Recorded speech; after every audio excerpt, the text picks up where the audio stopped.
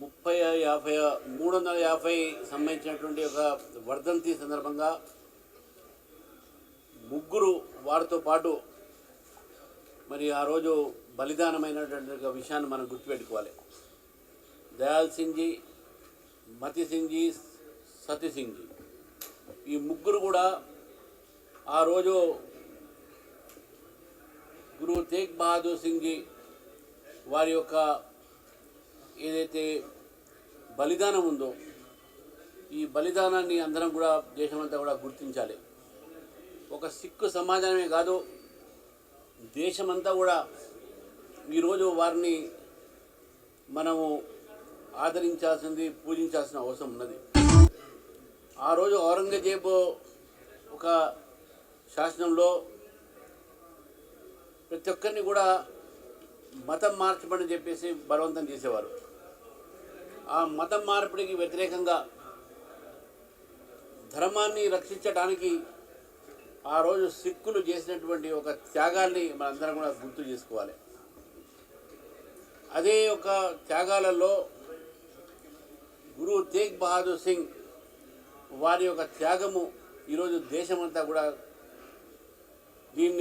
ఈ యొక్క దినాన్ని త్యాగ దినంగా, బలిదాన దివస్గా మనం కూడా ఈరోజు జరుపుకుంటూ ఈ యొక్క రోజు కూడా భారత ప్రభుత్వం, నరేంద్ర మోదీ గారి యొక్క ప్రభుత్వం సిక్ సమాజాన్ని గుర్తించి మరి వారి కోసము ఇటు పాకిస్తాన్లో ఉన్నటువంటి కర్తార్ సాహిబ్ కారిడార్ని తెరవడము, గురు తేగ్ బహదూర్ సింగ్ జీని దృష్టిలో పెట్టుకొని ఆనాడు సుల్తాన్పూర్ లోధి అనే దాన్ని ఒక హెరిటేజ్ సిటీ కింద మార్చడము, అదేవిధంగా సిక్ సంబంధించినటువంటి అనేక కార్యక్రమాన్ని భారత ప్రభుత్వం తీసుకోవడం జరిగింది.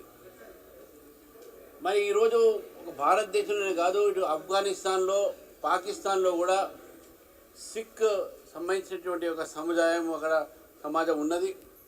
మరి వాళ్ళని బలవంతంగా కూడా అక్కడ మతం మారుస్తూ ఉంటే వాళ్ళందరూ కూడా భారతదేశం రావాలి, ఇక్కడే మన మాతృభూమిలో మనం ఇతర ఉంచాము అని చెప్పి ఆలోచన ఉంటే వారికి ఇక్కడ ఏదైతే పౌరసత్వం ఇవ్వాల్సిందో, సిటిజన్షిప్లో ఇవ్వాల్సిందో అది గతంలో రాకపోయేది.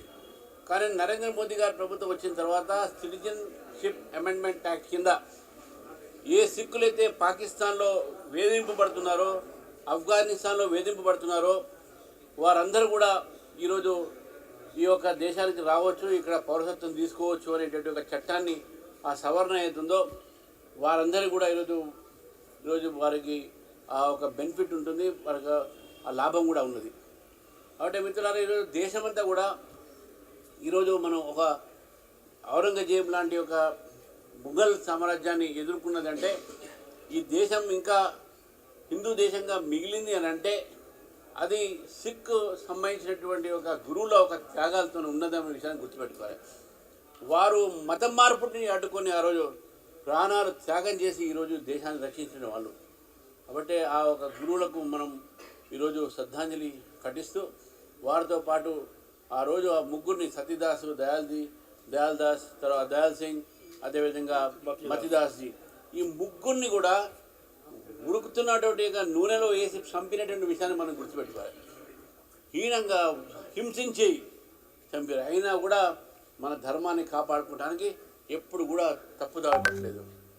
కాబట్టి ఆ సిక్ సమాజం ఈరోజు దేశాన్ని రక్షించే విషయంలో కానీ, మన ఒక ఆర్థిక వ్యవస్థలో వాళ్ళు కష్టపడి ఇండస్ట్రీస్ ముందు తీసుకుపోయే విషయంలో కానీ, భారతదేశంలో అన్ని రంగాల్లో కూడా రానున్నటువంటి ఒక సిక్ సమాజానికి ఈరోజు గురు తేగ్ బహదూర్ ఒక ఏదైతే మార్గదర్శనం ఉందో అది వారికే కాదు దేశానికి మొత్తం కూడా మార్గదర్శనం ఉంటుందని చెప్పి తెలియజేస్తూ, మరి వారికి భారతీయ జనతా పార్టీ తరఫు నుంచి నేను ఈరోజు మైనారిటీస్లో అందరూ వస్తారు, సిక్కులు వస్తారు, పార్సీలు వస్తారు, ముస్లింలు వస్తారు, క్రిస్టియన్స్ వస్తారు, కాబట్టి ఆ జైన్స్ కూడా వస్తారు.